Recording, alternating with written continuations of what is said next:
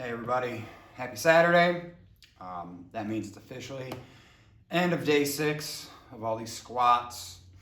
And since tomorrow is a rest day, Sunday, Father's Day, Sabbath, that means this week is over. I'm calling it, I don't care. 7 days are done. But today I want to talk about something semi-serious. I did first interview yesterday with my buddy, and a topic came up that I've given a lot of thought to here lately, for a while, whatever. And you always hear how Gen Alpha, this new generation coming up, is soft, weak, they're lazy, fill in the blank. And that came up last night, and some good points were made, and I wanted to address those today. And let's start that off with the old saying that hard times create hard men create soft times create soft men, and soft men create hard times. And it's a vicious cycle. And right now I think we are in soft men making soft times. And you can point to all sorts of socio-economical reasons. A lot of it you can blame on gentle parenting or whatever.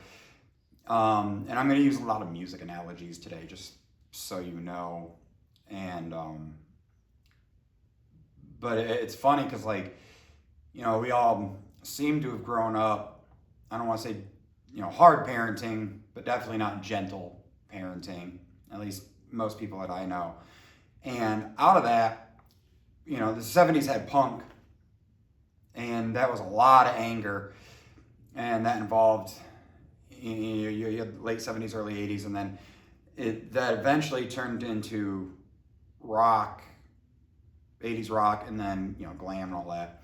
But the grunge movement, but a lot of anger, and then eventually new metal and emo, and that's where my generation, pop punk, all that stuff. And I saw a thing on Facebook the other day. It's like, of course we had gentle parenting now because we were repressed so much, and then when emo came out, we had a release where we could finally scream all of our emotions, not just anger, but sadness and grief, and I think that is a universal aspect, and maybe it spilled out.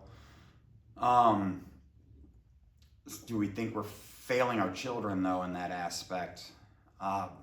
Yeah, I do, because maybe you have laziness across every generation. Let's not get it twisted. You can go to any workplace, any job you've had, and I'm sure you can go, you. I could probably have an easier day if you just weren't here.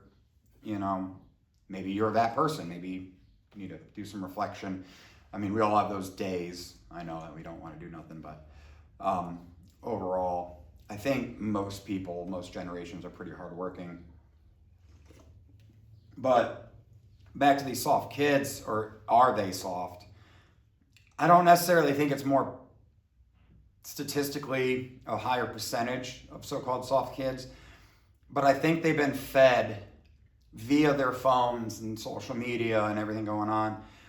They're being fed a dream that really doesn't exist. They think, you can, especially in the Western cultures, you ask kids what they want to be when they grow up, and it's, I want to be famous, I want to be an influencer, I want to be this and that. And while that's all well and good, and that is a possibility, it's not as simple as pointing and clicking.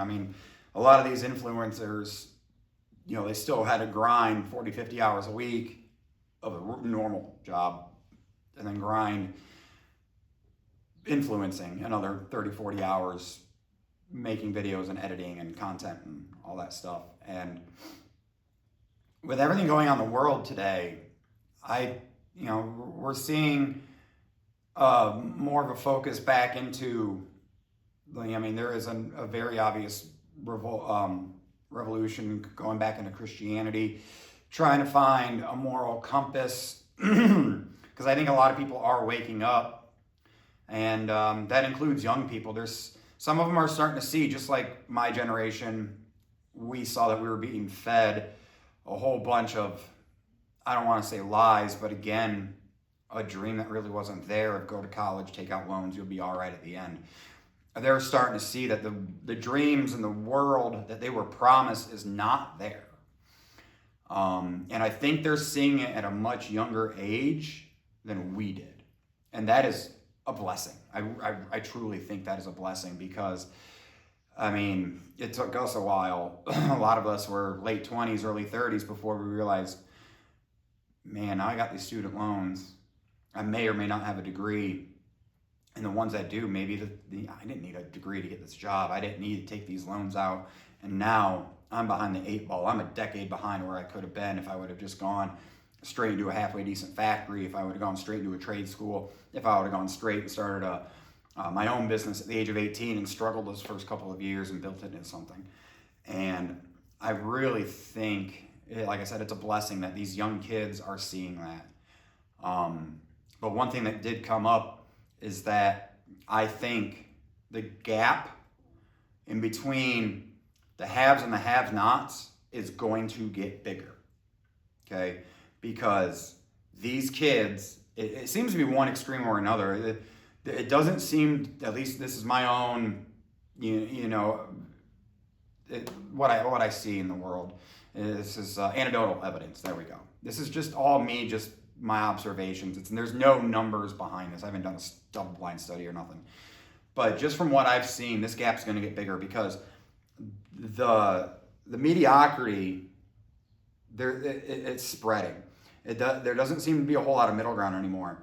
It either seems that you're going to fall behind, you're okay with these social handouts, you're okay with doing just enough to get by and expecting people to take care of you, whether it's the government.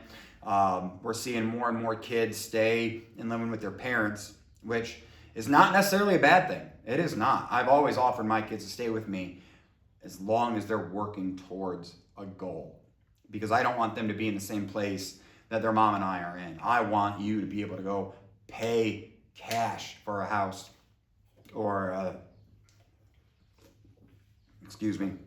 pay cash for a house, pay cash for a vehicle, max that 401k out, max that Roth RIA out, by the time you're 30, and then you don't have to touch it for the rest of your life if you don't want to, as long as you're making those steps. However, I know there are statistics that these kids are staying at home and not doing that. That's a huge issue.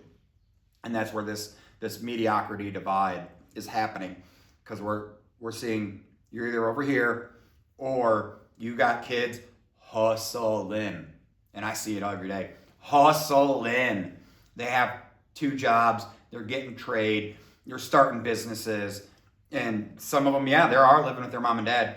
But their mom and dad, they don't see them because they're out working 80 hours a week. They're building something for themselves, whether they're doing an apprenticeship, they got side hustles, they're building their business, they're going to school, paying for it out of pocket because they are seeing these loans are debilitating their parents. So today's topic, are we failing our kids? Some of us are. Sit with that. Some of us are failing our kids. Some of us are coddling them because, and it's not necessarily a bad thing. We've been through the shit. We have. And we know how bad it is. And we just, as a parent, you just want to protect your kid. You don't want any harm coming to them. But how do they learn? You can tell them not to jump off the play set, but they're not going to know it's a bad idea until they fall down. And sometimes they're going to be all right. Sometimes they're going to skin their knee. Sometimes they're going to crack their head or break an arm, and we got to go to the ER. That's life, but that's how you learn. So are we failing our kids? Yes, absolutely. Some of us are. Yes, we are, with the policies that were put into place. You want to talk politics? I will not discuss politics on camera. If you want to come over and sit in my garage, we can sit and discuss politics. I won't do it on camera, but you can't say that there are not policies that are failing our kids. That being said, a lot of us are not. A lot of us are doing the best that we can. We are showing up for our kids. We are teaching them. And, you know, the old saying, you can lead a horse to water, but you can't make it drink. We're showing them the best that we can. We're showing them what to do. We're showing them by example, hey, I did this, and look where I am. Please don't do what I did. Let me help you be better. But you have to help yourself be better. You have to put the work in. And this is where that mediocrity divide is happening. And it's heartbreaking. There is no middle anymore. Just like our age, there really seems to be a disappearing middle class. You know, there seems to be, I think that gap is getting bigger. I really do. But it's important to remember what it was like when you were a kid, before you had all your dreams. I don't want to say crushed, but when you hit the real world and all these things came to light, and you're like, you know, maybe these rose-colored glasses have to come off. But remember what it was like when you were a kid. Help them, guide them. You know, you can't force them, but you can guide them. And let's not fail them.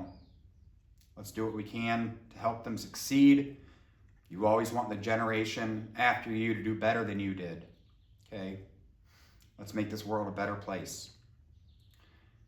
And with that, I'm going to leave you, not today with a Bible quote, but from David Bowie. And, you know, everybody always jokes that everything started going to crap when Harambe died. No. Everything started going to crap when David Bowie left this earth. So, quote, "And these children that you spit upon, as they try to change their world, are immune to your consultations, and they are quite aware of what they're going through. Changes." Everybody, thank you for joining me. I hope you have a great rest of your weekend. And tomorrow is Father's Day, and a happy Father's Day to everybody out there, including you, Dad. I love you.